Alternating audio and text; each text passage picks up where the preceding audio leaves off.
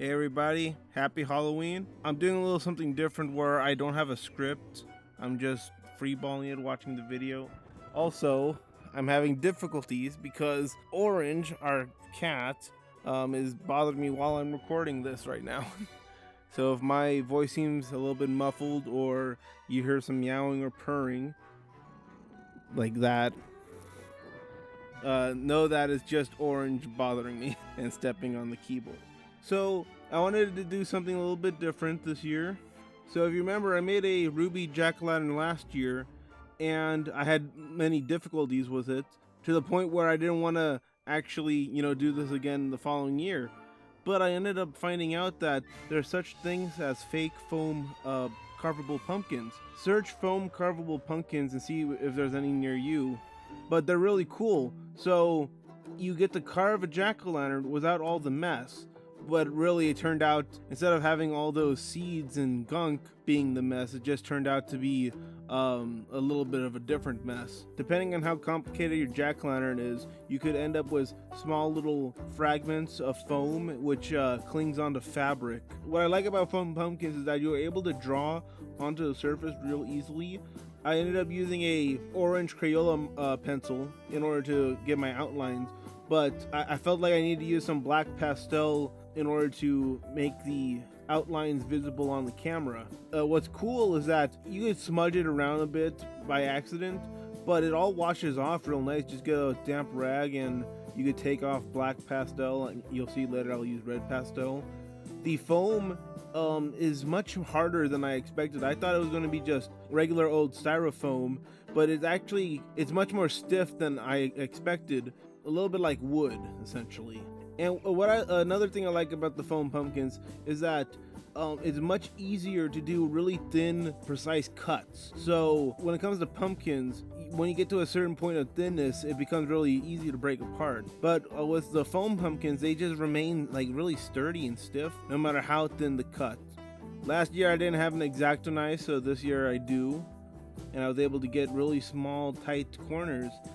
Something that on normal pumpkins, it's still something that's really hard to do, especially how thin the foam pumpkins are. I really liked how this RWBY jack-o'-lantern turned out. I don't think I'll be able to do this on a normal pumpkin because of how thick and squashy a pumpkin is. And just like how I'm recording this audio right now, Orange is here to bother me. Is that right, Orange? If you ever wonder why it takes me so long to animate, it's because this guy keeps bothering me while I'm working, just like in this video.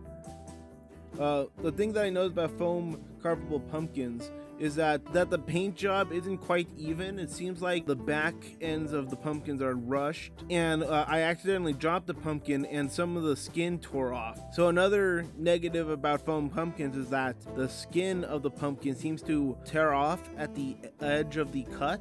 So if you're someone who really likes jack-o'-lanterns and really want to stick to traditional jack-o'-lanterns and think that this looks way too crummy, then there's a reason why you should use normal pumpkins. For me though, the reason why I like foam pumpkins is that just like last year when I designed my RWBY jack-o'-lantern, I wanted to preserve it and keep it for the following year, but it couldn't even last one day. With these foam jack-o'-lanterns, I could store these, as long as I can, as long as the foam doesn't decompose. I used to work at a theater, and you could even take a look at Jim Henson's puppetry and Star Wars stuff too. Anything that's made out of foam deteriorates after like 10 years or even less than that, because foam deteriorates very easily. So as much as these foam jack-o'-lanterns do feel like strong, sturdy plastic, I wonder how long these will last in storage. I cut a hole at the bottom of the jack-o'-lantern so it's very easy to put the candle in the middle. I usually do that with my jack-o'-lanterns. We had a second foam pumpkin that theoretically we got in case I made a mistake or whatever, but it was so quick and easy to make the RWBY jack-o'-lantern that I just thought I'll make another one, and I wanted to do something more simpler. So I did the Bumble Kitty from the Boobie Black trailer. If you haven't seen the Boobie series, go watch it.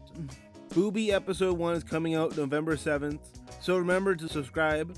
But when that video comes out, make sure to like it, react to it, share it, give that video a lot of attention, because based off episode 1's success will determine whether or not we do Boobie in an episode format. That means instead of uploading full complete episodes, instead we will upload Boobie scene by scene. But let me know what you think in the comments. Do you want Boobie to be episodic, or do you just want scene by scene?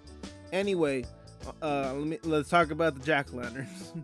So in theater lighting, there's these things called gel you put in front of lights to change colors. And so what I have here is a thin piece of orange gel, and so I inserted them into the jack-o'-lanterns. I put an orange one into the RWBY jack-o'-lantern and a purple one into the Bumble Kitty jack-o'-lantern for a little bit.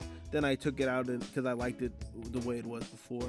But ultimately, I think the jack-o'-lanterns came out really well. I really enjoy using foam pumpkins over normal jack-o'-lanterns. The amount of detail and control you have is just way better. And also, I really like the fact that I could preserve them and use them next year, and hopefully they don't get damaged. A con could be whether or not foam jack-o'-lanterns are environmentally friendly in production and even in use, because you get a lot of these foam fragments. Tell me in the comment section below, are you going to make your own foam jack-o'-lanterns? Thank you guys so much for watching, and I hope you're looking forward to Boobie episode 1 on November 7th.